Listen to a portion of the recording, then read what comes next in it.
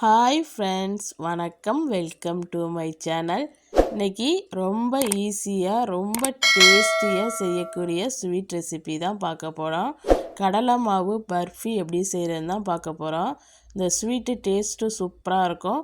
வாங்க இந்த ஸ்வீட் எப்படி செய்கிறதுன்னு வீடியோக்குள்ளே போய் பார்க்கலாம். ஒரு நான்ஸ்டிக் கடாய் எடுத்திருக்கேன். அதில் ஒரு கப் அளவுக்கு நெய் சேர்த்துக்கிறேன். நெய் நல்லா உருகட்டும்.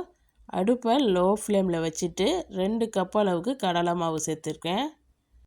இப்போ இதை நல்லா மிக்ஸ் பண்ணிக்கலாம். கட்டி எதுவும் இல்லாமல் நல்லா கலந்து கொடுத்துருங்க. அடுப்பை லோ ஃப்ளேமில் தான் இருக்கணும்.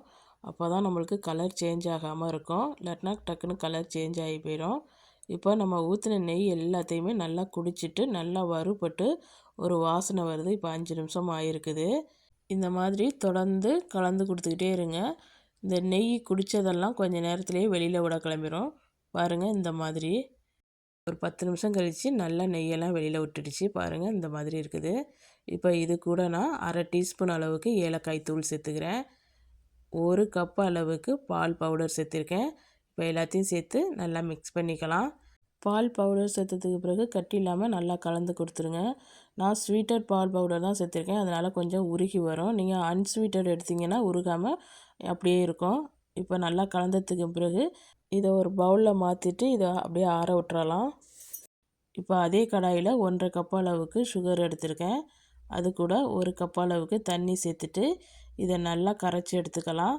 இது ஒரு கம்பி பதம் வர்ற அளவுக்கு ஒரு 5 நிமிஷத்துக்கு அப்படியே மீடியம் ஃப்ளேமில் வச்சு நல்லா கொதிக்க வச்சுக்கோங்க. 5 நிமிஷத்துக்கு அப்புறம் இப்படி கையில் தொட்டு பார்த்தீங்கன்னா இந்த மாதிரி கம்பி மாதிரி வந்து போகணும். அப்படியே உங்களுக்கு பாகுபதம் செக் பண்ண தெரியாட்டினா இந்த மாதிரி கடாயில் பார்த்தீங்கன்னா முறையாக இருக்குது பாருங்கள். இந்த ஸ்டேஜில் நம்ம எடுத்து வச்சுருக்கிற பீன்ஸ் மில்க் பவுடரை அப்படியே சேர்த்து விட்ருங்க. நம்ம மிக்ஸ் பண்ணி வச்சுருந்தோம் இல்லையா, அதை அப்படியே சேர்த்து விட்டுட்டு இப்போ அடுப்பை லோ ஃப்ளேமில் வச்சுட்டு இதை நல்லா கலந்து கொடுத்துருங்க. கட்டி எதுவும் இல்லாமல் நல்லா மிக்ஸ் பண்ணிவிடுங்க.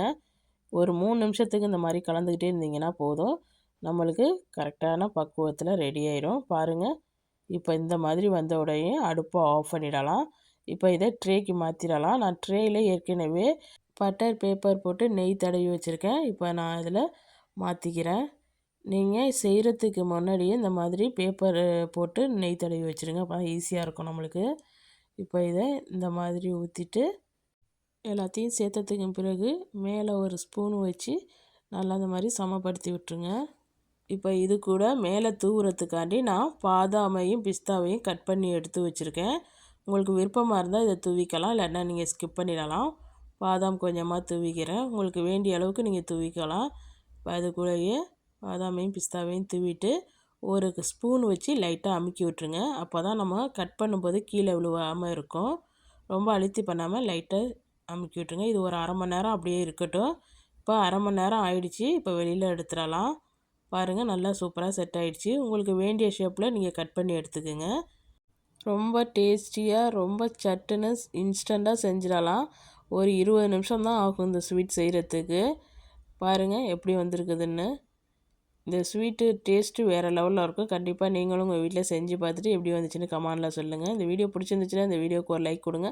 மறக்காமல் என் சேனலை சப்ஸ்கிரைப் பண்ணி வச்சுக்கோங்க. இந்த வீடியோ பார்த்த அனைவருக்கும் நன்றி.